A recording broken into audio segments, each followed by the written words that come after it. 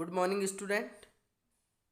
हमने पिछली क्लास में HSAB कॉन्सेप्ट के आधार पर कई सारे एप्लीकेशनों का अध्ययन किया था।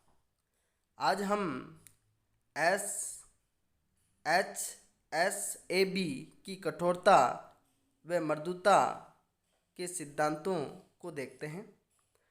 सबसे पहले जो सिद्धांत आता है वो है इलेक्ट्रॉनिक या आयनिक सहसंयोजक बंधन का सिद्धांत। इसमें ये कहा गया है कि हार्ड एसिड और हार्ड बेस आपस में रिएक्शन करके आयनिक बॉन्ड का निर्माण करता है तथा सॉफ्ट एसिड व सॉफ्ट बेस आपस में रिएक्ट होकर सहसंयोजक बंध कोवेलेंट बॉन्ड का फॉर्मेशन करते हैं। जो आयनिक बॉन्ड बना रहे हैं उनका आकार कैसा होता है? छोटा होता है और उच्च धनावेश होता है जो कठोर अम्ल का काम करता है और ये उच्च विद्युत ऋणता वाले तत्वों के साथ में क्रिया करके आयनिक बंध का फॉर्मेशन करते हैं। इनके एग्जाम्पल देखें तो लिथियम, सोडियम, पोटेशियम के आयन कठोर अम्ल हैं जो कि फ्लोरीन, क्लोरीन कठोर क्षार के साथ में क्रिया करके आयनिक बंध का निर्माण करते हैं, जिसमें स्थिर विद्युत आकर्षण बल पाया जाता है। और इस सिद्धांत से कठोरता व मृदुता को मिसोनी नामक वैज्ञानिक ने समझाने के लिए निम्न समीकरण दिया था। पी के बराबर माइनस log के बराबर AX plus BY plus C। यहाँ पर पी के संकुलों के यौगिकों का साम्य स्थिरांक है और AB लिगेंड के पैरामीटर होते हैं और XY धातु के पैरामीटर होते हैं। C जो कि एक कांस्टेंट होता है। अगला जो सिद्धांत है पाई बंधन का सिद्धांत। यह सिद्धांत चेट नामक वैज्ञानिक ने दिया था। इस सिद्धांत की सहायता से हम मृदु अम्ल संकुलों के मध्य बंधन की व्याख्या करते हैं। मृदु अम्ल में रिक्त डी कक्षक प्रेजेंट होते हैं जिसके कारण यह आसानी से पाई कॉम्प्लेक्स का फॉर्मेशन कर सकते हैं। ठीक है। इसके बाद पिट्जर का सिद्धांत आता है जो ये बताता है कि इसे लंदन व वांडरवाल बलों का सिद्धांत भी कहते हैं, जो इस बात की व्याख्या करता है कि आपस में अंतः क्रिया करने वाले धातु व लिगेंडों की समान प्रकृति होनी चाहिए, यानी कि कठोर कठोर के साथ व मृदु मृदु के साथ मिलकर स्थायी संकुल का निर्माण करता है। ये तीनों HSAB कॉन्सेप्ट के सिद्धांत हैं जो हमें याद रखने हैं। इसके बाद हम अगला जो टॉपिक देख रहे हैं विद्युत ऋणता एवं कठोरता व मृदुता, electronegativity and hardness and softness, इसको समझने का प्रयास करते हैं।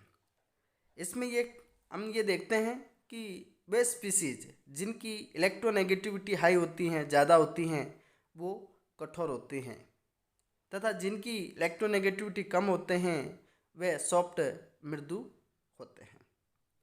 यहाँ पर हार्ड एसिड जिनके हाई इलेक्ट्रोनेगेटिविटी हैं, लिथियम प्लस, सोडियम प्लस हैं, और सॉफ्ट एसिड जो कि लो इलेक्ट्रोनेगेटिविटी होती हैं, Cu प्लस, Ag प्लस, इनकी तुलना में इन दोनों की तुलना करें तो यहाँ पर लिथियम और सोडियम की इलेक्ट्रोनेगेटिविटी ज़्यादा है जबकि इनकी कम होती है। जैसे CH3 की तुलना में अधिक कठोर होता है क्योंकि यहाँ पर जो सेंट्रल मेटल है कार्बन है, और जो फ्लोरीन होता है उनकी इलेक्ट्रोनेगेटिविटी काफ़ी ज़्यादा होती है। इसलिए 3 अणु जो कार्बन के से जुड़े हुए होते हैं। फ्लोरीन के 3 अणु कार्बन से जुड़े हुए होते हैं, अतः CF3 CH3 से अधिक कठोर होता है। यानी कि इनकी इलेक्ट्रोनेगेटिविटी, फ्लोरीन की इलेक्ट्रोनेगेटिविटी ज़्यादा होने की वजह से ये CF3 कठोर होता है, जबकि CH3 मृदु होता है।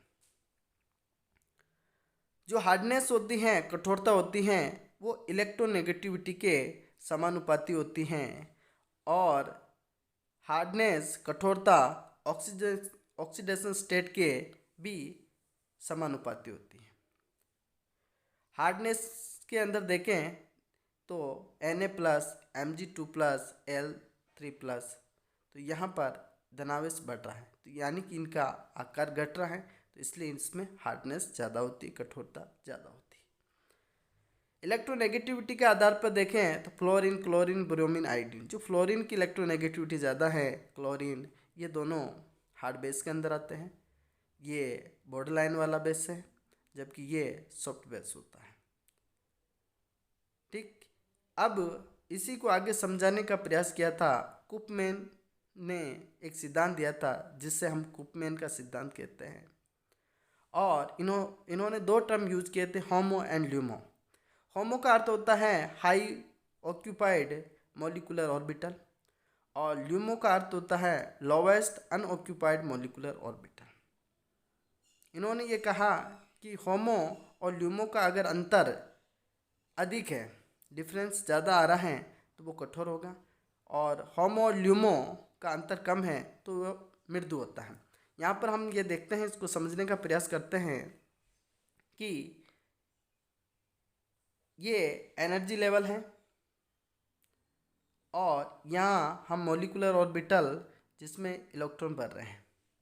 ठीक है, माने कि हमने यहाँ पर इलेक्ट्रॉन भर दिए, तो जो ये भरा हुआ ऑर्बिटल है ये होमो कहलाएगा, और जो ये अनभरा हुआ है, नहीं, जिसमें इलेक्ट्रॉन नहीं भरा हुआ है, वो ल्यूमो कहलाता है। ओके, इसी तरह से ये दूसरा एग्जाम्पल देख रहे हैं, ये एनर्जी लेवल है, और यहाँ पर हमने इलेक्ट्रॉन मॉलिक्यूलर ऑर्बिटल में भरते आ रहे हैं, तो यहाँ पर हमने माना कि यहाँ इलेक्ट्रॉन भर दिए और यहाँ भर दिए। ठीक है, तो यहाँ पर देखो ये भरा हुआ है, तो इसको हम होमो कहेंगे, और ये जो एनर्जी लेवल है इसमें इलेक्ट्रॉन नहीं भरा हुआ है, इसको ल्यूमो कहते हैं। अब इन दोनों के बीच में अगर डिफरेंस ज़्यादा है तो स्पीसीज कठोर होती हैं, और इन दोनों के बीच में अगर डिफरेंस कम है तो स्पीसीज सॉफ्ट होती हैं। इसके बाद हम अगला टॉपिक डिस्कस कर रहे हैं, जिसमें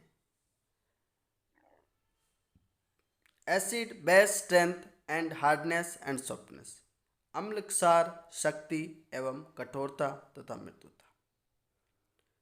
कठोरता व मृदुता से तात्पर्य यह होता है कि कठोर के साथ व मृदु के साथ आपस में क्रिया करके स्टेबल कॉम्प्लेक्स बनाते हैं, जो अम्ल क्षार शक्ति से भिन्न होती हैं।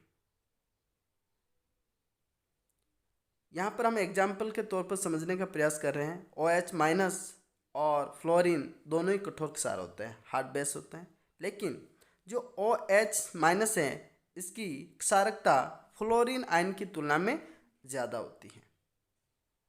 दूसरा एग्जाम्पल देख रहे हैं, SO3 आयन तथा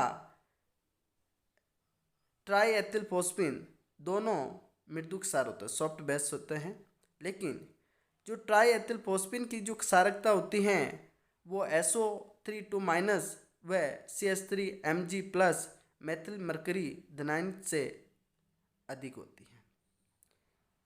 यानी कि यूँ देखें कि 2 बच्चे हैं और दोनों ही 10th क्लास में हैं,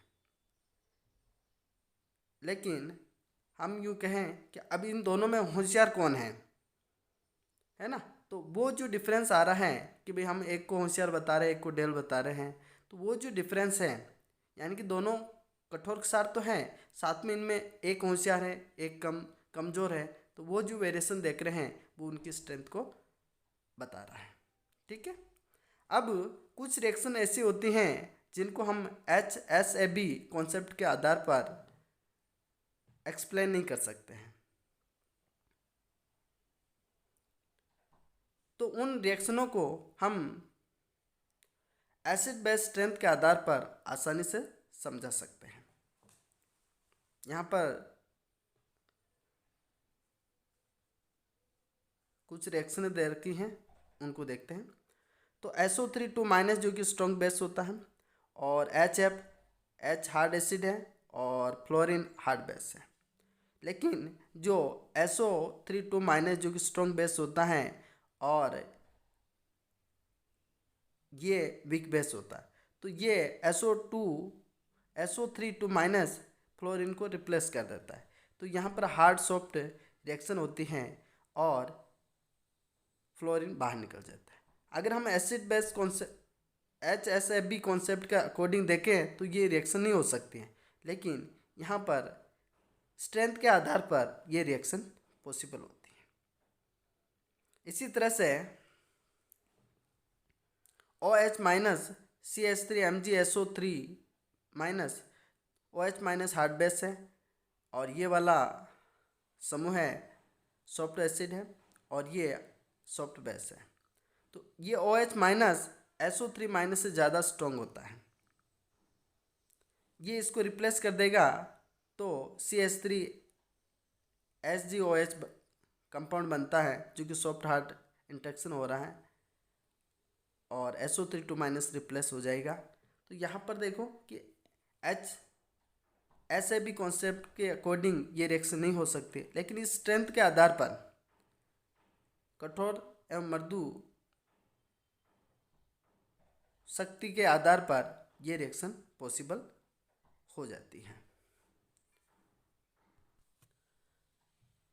अम्ल व क्षार की शक्ति के आधार पर जो HSAB कॉन्सेप्ट के अकॉर्डिंग जो रिएक्शनें पॉसिबल नहीं हैं, उनको हम इनकी सहायता से आसानी से एक्सप्लेन कर सकते हैं। कुछ पॉइंट हैं जो आपको ध्यान में रखने हैं। अम्लता तथा कठोर मृदु कारक दोनों के महत्व को इरविंग विलियम श्रृंखला तथा कुछ नाइट्रोजन, ऑक्सीजन और सल्फर किलेटों के द्वारा बताया गया है, और इनकी स्टेबिलिटी ऑर्डर लोग के हैं, और इनको आप याद रख सकते हो। बाप, स्कूटर, कार मांगे, मन फीको, कोनी, क्यों, जिंक।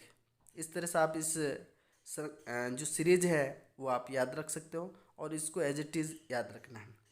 इरविंग विलियम श्रृंखला में बेरियम से कॉपर तक का जो स्थायित्व का बढ़ने का क्रम होता है वो धातु की अम्लता में वृद्धि को बताता है। मृदु स्पीसीज श्रृंखला में बाद में आती हैं। ये जो इधर वाली आ रही हैं स्पीसीज, वो मृदु होती हैं, और इसमें लिगेंडो का जो क्रम आएगा, यानी कि सॉफ्ट है, तो यहाँ पर देखो इनकी इलेक्ट्रोनेगेटिविटी ज़्यादा है, तो जिनकी इलेक्ट्रोनेगेटिविटी ज़्यादा होती है वो कठोर होता है। ठीक है, तो इसका मतलब सॉफ्ट कौन हुआ, ये, और ये वाली स्पीसीज कैसी होगी, सॉफ्ट है, तो ये मृदु मृदु है ना। तो SNO का क्रम आपको देखने को मिलता है। और इधर वाली जो स्पीसीज होती हैं वो कैसी होती हैं, कठोर होती है। कठोर सारी मृदा धातु होती हैं। तो प्रारंभिक संक्रमण धातु आयन, जिसमें थोड़े बहुत डी इलेक्ट्रॉन होते हैं, लिगेंडो को बंधन के लिए जो इनका ऑर्डर देखोगे तो ये भी कठोर है, और तो ये कठोर के साथ में वरीयता देखने को मिलेगी। तो इनकी जो वरीयता होती हैं वो ऑक्सीजन, नाइट्रोजन, सल्फर के क्रम में देखने को मिलती है। Okay, thank you. और एक लास्ट टॉपिक रहा अपना सहजीविता, फिर इसकी